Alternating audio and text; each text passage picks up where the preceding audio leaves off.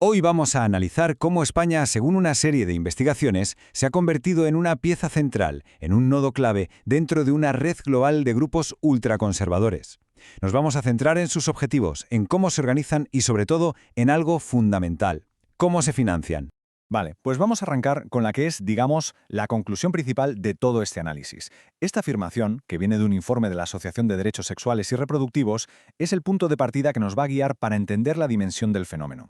Para entender bien todo este entramado, lo hemos dividido en 5 puntos clave. Primero veremos por qué se considera España un nodo de influencia. Luego, identificaremos a los actores principales. Analizaremos sus estrategias de expansión y, muy importante, seguiremos el rastro del dinero. Y por último, veremos el impacto real que todo esto tiene en diferentes partes del mundo. Vamos a empezar con un caso práctico, un ejemplo que la verdad ilustra muy bien cómo funciona esto a escala internacional y por qué hablamos de España como un punto de origen. La historia, según cuentan los informes, arranca hace ya unos cuantos años. En 2005, en España, hay unas protestas muy sonadas contra el matrimonio igualitario. Pasan 5 años y de repente, los mismos lemas, las mismas consignas, aparecen en Argentina durante un debate similar. ¿Casualidad?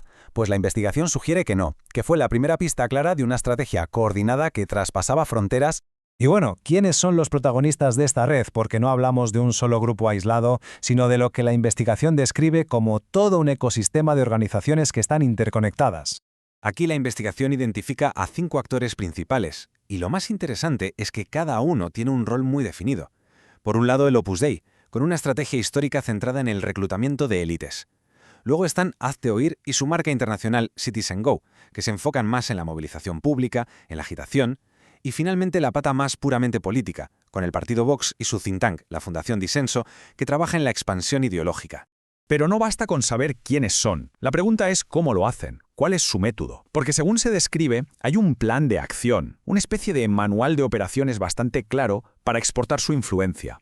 Es una estrategia que va, digamos, de menos a más. Empiezan con lo digital, creando plataformas para movilizar a muchísima gente de forma rápida. Luego suben de nivel, organizan grandes cumbres internacionales para que los líderes se conozcan y coordinen. A partir de ahí, forman alianzas políticas formales y, mientras tanto, de forma paralela, continúan con esa labor más de fondo de reclutar élites en universidades, política y medios de comunicación.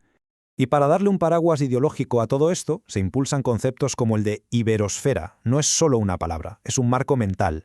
La idea es crear una especie de comunidad cultural y política conservadora que conecte a España con los países de habla hispana en América. Y aquí llegamos a una de las partes más reveladoras: el dinero. Porque claro, para montar toda esta operativa a nivel mundial, para expandirse y tener influencia, hace falta un motor económico potente. Así que la pregunta es, ¿de dónde sale? Pues mira, una de las vías que se señalan como muy directas es esta: el dinero que pasa de un partido político a su fundación.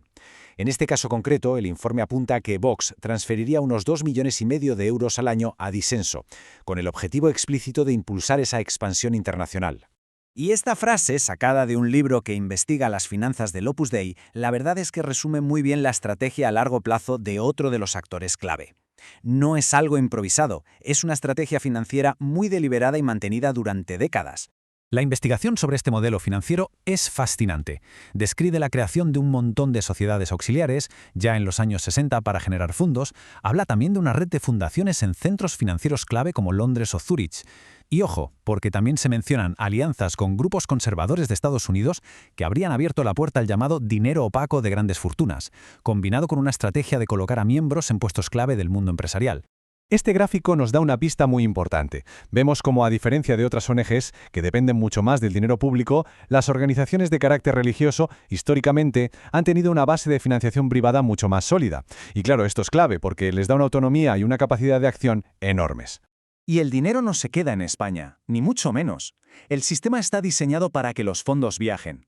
Los informes describen cómo organizaciones con sede aquí, como Zabalteca, vinculada al Opus Dei, financian directamente programas en otros continentes, creando un circuito financiero global que sostiene toda la red.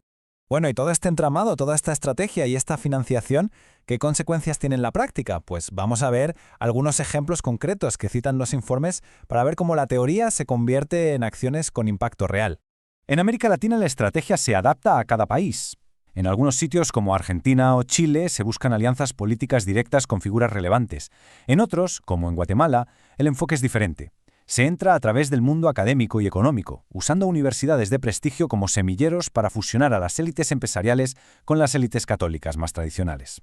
La influencia llega hasta los tribunales internacionales. El caso de El Salvador es muy claro.